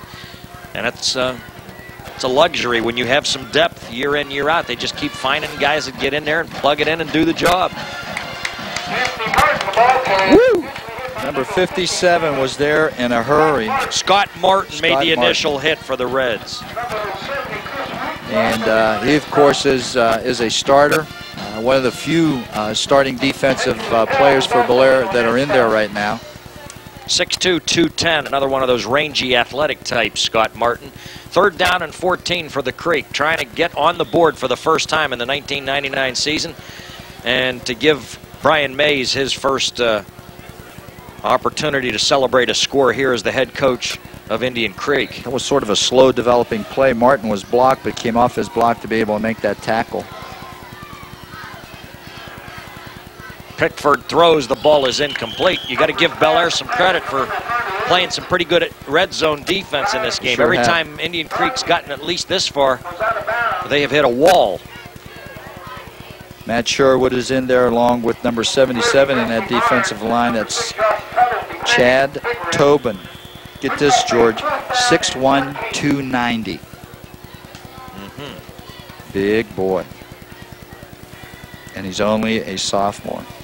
Well, Bellaire's line is going to have to deal with my man Goddard from JM at 6'1", 300 next week. And if you run in his direction, it can get a little bit congested. Pickford is sacked on 4th and long. Sherwood.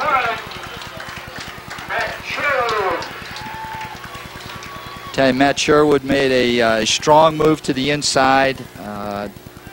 Pickford was sprinting out to his left, and Sherwood had enough speed to catch him from the backside, bring him down for a loss. And that will turn the ball over to the Bellaire Big Reds, 1st and 10 from their own 30-yard line. 30-yard line. Bellaire has the ball again. Did they ask us to take a break? Okay, I'm sorry, fellas. 7:12 to go in the game. 6 foot, 155-pound sophomore. And now you're starting to see a lot of new faces out there and the mistakes that come with it. Bellaire has made wholesale lineup changes, both offensively and defensively, and we'll try to pick up all of the numbers as we go along. Chris Weeks is in there, number 70 at an interior line position. Buck Maupin is also in there, number 67. Number 58 also in there. That's Jason LaRoche. New running backs. We'll pick up their numbers and wide receivers too. Oh, incomplete. The intended receiver was Benji Littell. So we'll get a chance to see the future of Bellaire's offense right here. We have an injured player on the field. Baldwin, a left-hander, as was Massarelli. Now another cramp. I'm sorry, George. Another cramp on the field, one of the Redskins, Coach. Yeah, it's that play that's been so successful for them, having, stinking the back out of the backfield. They've been real successful with that with Peters and Mosslander, coming out of the backfield, and Hibbitts coming out of the backfield. So that was a very similar play with for the Bellaire's run all day. Baldwin got outside on the corner in real nice fashion. Threw the ball just a little bit too high and too wide for the receiver to handle. And here's the bottom line with Bellaire's offense, regardless of who's running the plays. They're basically going to have 2 receivers, a tight end, 2 running backs, all running all over the football field, all of it by design to clear out certain areas and to get somebody wide open. And it works. That goes back all the way to, when Benny Taylor was here as a tight end, he was aligned up in different places all the time. Wasn't always aligned as a normal tight end, but he was in the backfield, he was in the slot, he was a wide receiver at times. And Hibbitts is completely the opposite of Benny Taylor. Smaller in stature, but they utilize him the same way as they did Ben Taylor, so there's really not that big of a difference in their offensive philosophy. That's an interesting comparison because the only difference between those 2 guys is about 8 inches and 100 pounds. Other than that, they're the same guy. Number 24 for Bellaire is back there as a running back. That's Courtney Redman.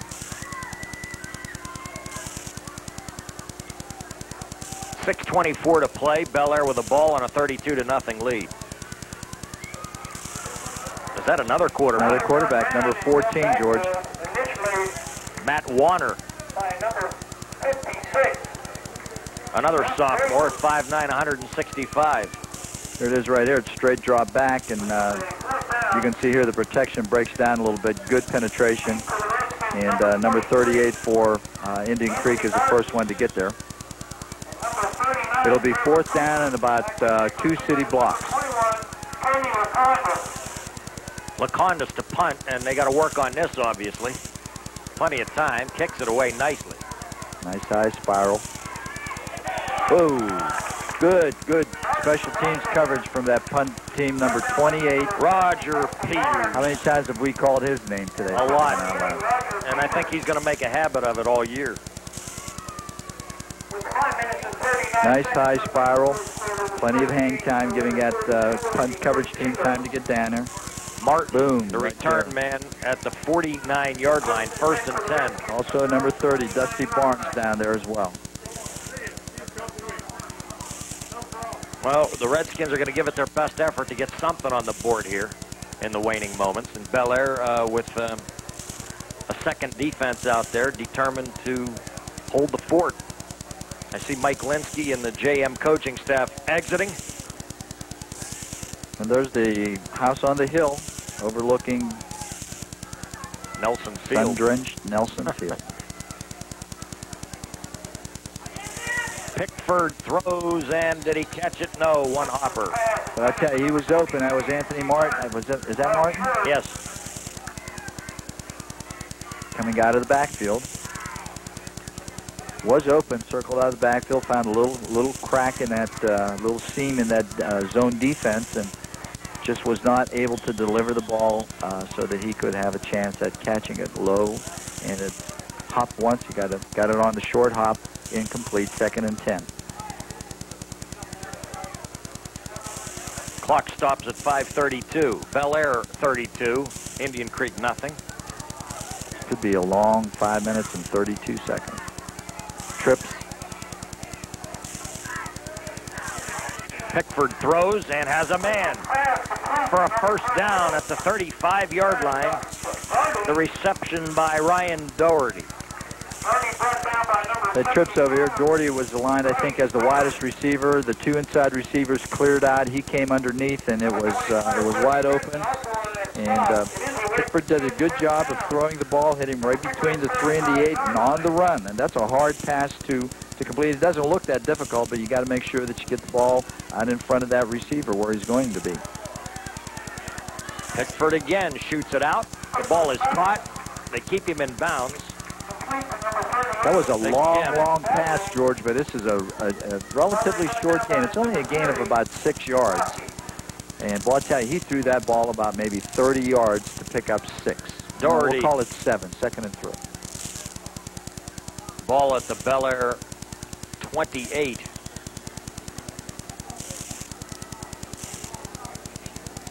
Dave McGinnis back there in the defensive secondary for Bellaire. Also Rocky Troburn. Pickford under pressure. It's caught.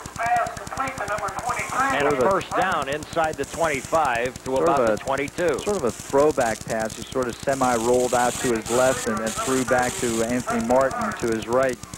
And that had to be a pretty good throw, and I'll tell you, an excellent catch. And the most important thing is that he gets out of bounds and stops the clock.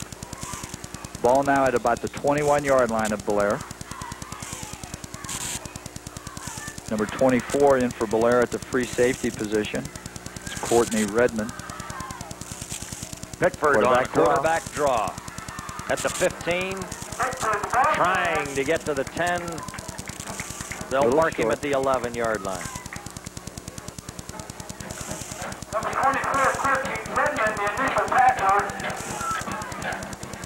Probably another first down. Yep. Number 72, Blaze Stewart on the tackle for Bellaire.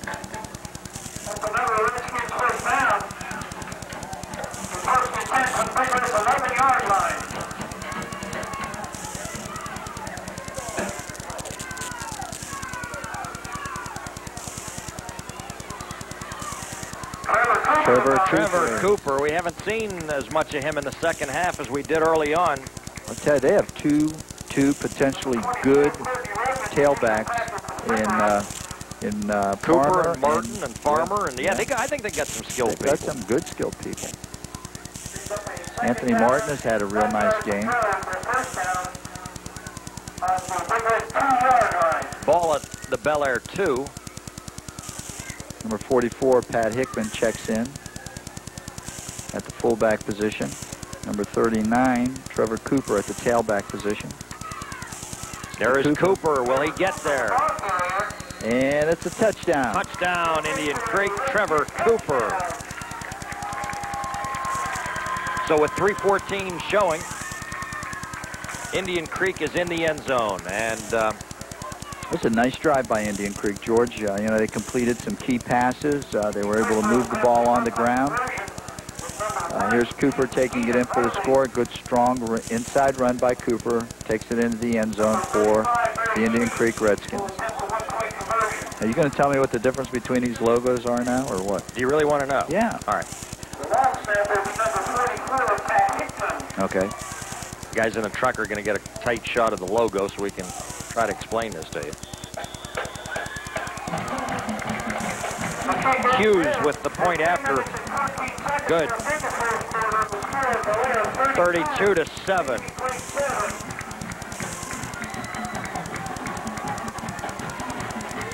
I'm going to try to get tight shots of these helmets so you can see the arrowheads, and then I can explain why they differ ever so slightly.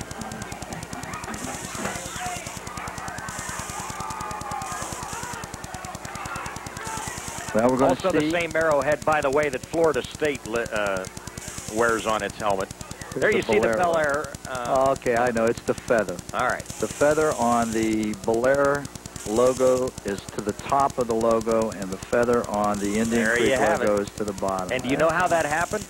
Bellaire had somebody putting them on the helmets. They put them on backwards, and they've kept up with the tradition ever since. Okay. That is now their tradition. They do it different than everybody else by mistake originally, but it looks all the same to me, actually. Hey, Columbus discovered America by mistake. I would what think. the heck? Yeah. Well, we're going to look for an onside kick here by Indian Creek, and I'm sure Coach Magistro is going to have his good hands team in there, you know, also anticipating the same thing. They're going to have to move up about another 3 or 4 yards. Hughes will presumably attempt an onside kick. No, so much for that presumption. That's in the end zone, but his momentum took him in, so... No, they're going to call it. The referee's back there. He's blowing it as a touchback. All right. We've got to start thinking of the players of the game. Well, that's not going to be easy. I know it isn't. Courtney Redman, by the way, was the deep guy for Bellaire. Did not get an opportunity for the return. Well, Ted Peters has had a big game. Mosslander's had a big game. Hibbitts has had a big game. Materkoski has played really very, very well. And, let's give it to a senior. Okay. Although, you know, the quarterback's going to get the credit, and he deserves it. But he's a junior, and you know how those things work. Yeah, I do. And he'll probably get his shot a few more times. Why not? Roger Peters looks like a viable option to me. I'll for go Bellaire. for that. And I would think Trevor Cooper has made a few plays on the other side, including scoring the lone touchdown to this point. Yeah, Anthony Martin has had a nice game. Yeah, they've had 2 or 3 guys. Martin had a couple of good runs. Yeah, let's see.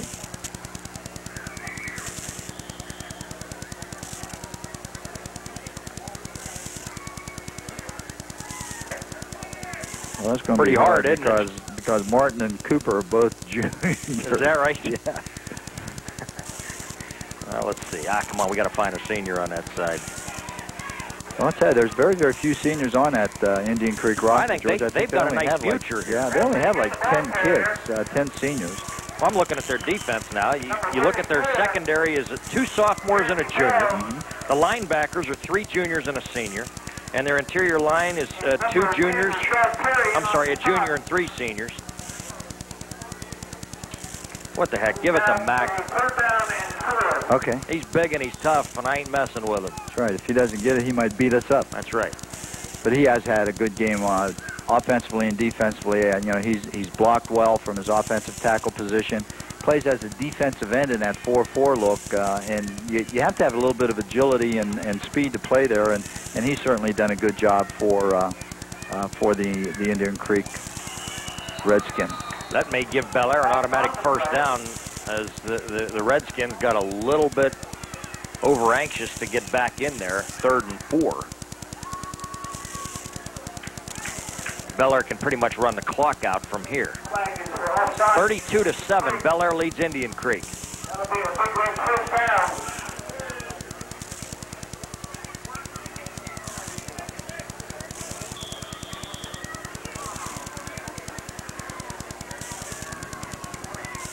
There's a lot of backup people also in that Indian Creek defensive unit now also. Number 34 comes in. That's Jimmy Bell at a defensive end position. Whoa! Well, they've gone back now to Baldwin at quarterback, and the pass was intended for Benji Littell, incomplete. He's on the sprint out after the fake inside. And little left-handed passer just can't quite get it out there in front of that defender, trying to drop it over a defender, or to that receiver trying to drop it over a defender. 2:15 the time remaining, 2nd down and 10. Number 81 is in there for Indian Creek at a free safety position. It's Brett Schmidt. Number 26 at a cornerback position. It's Kyle Minifield. Ball carrier. Redskins brought down by number 56. Courtney Redman on the carry. Luke Davis on the tackle. I don't think Coach Mays is going to attempt to stop the clock here. He probably is just going to go ahead and let it run out and, you know, get his kids back together. Although this was not a real auspicious opening for Coach Mays, I think there are some good things that he can build on, though, George. But why don't you go ahead and our Red Donley players Scholarship Players of the Week in this game of the week: Jimmy Mack, Indian Creek; Roger Peters of Bellaire. Another quarterback change. Warner's pass complete to number 35. Look at this. Wow, what a horse. That's Littell, isn't it?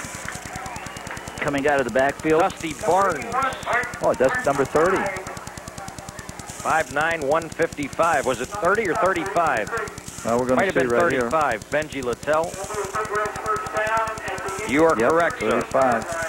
He's a nice-sized kid, it looks like, from here, George, and runs real well. Real strong runner. Watch him take on his defender. Boom. 6 feet, 185, and a sophomore, so you're looking at a guy that's going to see quite a bit of activity the next couple of years. Warner back in at QB. You know, although he ran real strong, you got to give credit to that free safety. I think it was number 81, Brett Schmidt, that eventually made the tackle. He's only 5'9", 140 pounds. And, you know, taking on a 185-pounder under a full head of steam. So give credit to that free safety of Bellaire, Brett Schmidt. I hope I'm pronouncing his name correctly. It's S-C-H-M-I-E-D. Could be Schmidt, could be Schmide. But whatever it is, Brett, you did a good job. Procedure call against Bellaire, 1st and 15 back at their 43. There's a slant pattern intended for number 7 for Bellaire, coming from his split end position. That's Ben Doyle, and the ball falls incomplete. There's 31 seconds left to go in this game, and it's 2nd down. And I'd be surprised if Coach Magistro tries to go up top again. I think he'll be content in just running out the clock from here on in. Well, they've played musical quarterbacks. Now they've had a change on every play. And that's who they're running the plays in with their quarterbacks, George. Bellaire will win this when their 3-game losing streak ends. After they had all those wins in a row from 95 through 98. Yeah, that just goes to show you what I know when I say they're not going to throw the ball. They'll be content to run out the clock. Number 14, Matt Wenner, is the quarterback in there right now, trying to throw a slant pattern that goes incomplete. So it's going to bring up 3rd and 15. And they used about, 9 seconds on that one?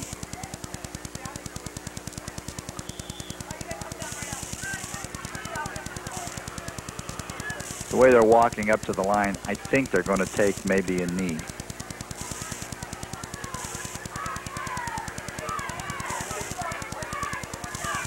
Ooh, the ball's on the ground. Fumble on the exchange, and big number 75 from Indian Creek makes the recovery. Had good penetration. That's Mike Miner, 6'2", 220-pound senior. So with 22 seconds left to go in the game, we may see Indian Creek put the ball up and try to go deep, George.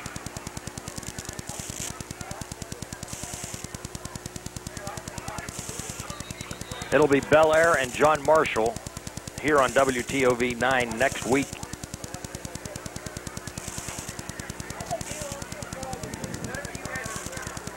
Can't wait to get a glimpse of that matchup. Timeout on the field. Coach May is going out to talk to his offense, making sure that they have the right play.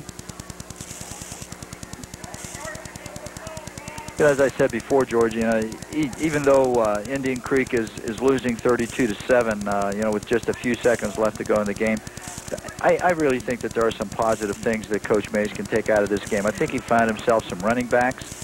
I thought his offensive line, you know, did a pretty good job in opening some holes in there. Late in the game, especially in the second half, you know, they started to throw the ball with a little bit more consistency. They were throwing some nice odd patterns. Screen pass was working well for them. They hit a couple patterns across the middle. So, you know, being able to combine the passing game with what I perceive as going to be an improving, strong running game, I think this Indian Creek team is going to be okay.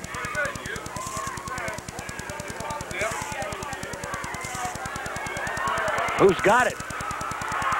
A defender came out of there. Holy mackerel. Was that Farmer, the receiver, number 39? Nick Paglia, a sophomore, another sophomore. He just wrestled the ball away. This guy's 115 pounds, soaking wet. Yeah, that's really a nice catch, but he stole the ball from you. There it is right there. Give me that right thing. Out of his hand.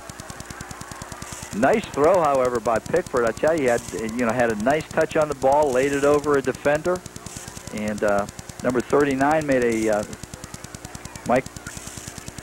39? Yeah, 39. Trevor Cooper was the receiver on that, made a real nice catch of the ball, but just lost control of it as he was going down, and now they take a knee, and that pretty much should wrap it up. Bellaire 1-0, Indian Creek 0-1. This one goes into the books.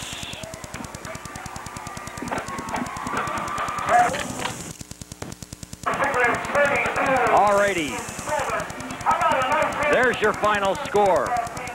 For Rich Walensky, this is George Kellis. Join us again next time for another high school football special here on WTOV TV 9. The final score, Bellaire 32, Indian Creek. The John Marshall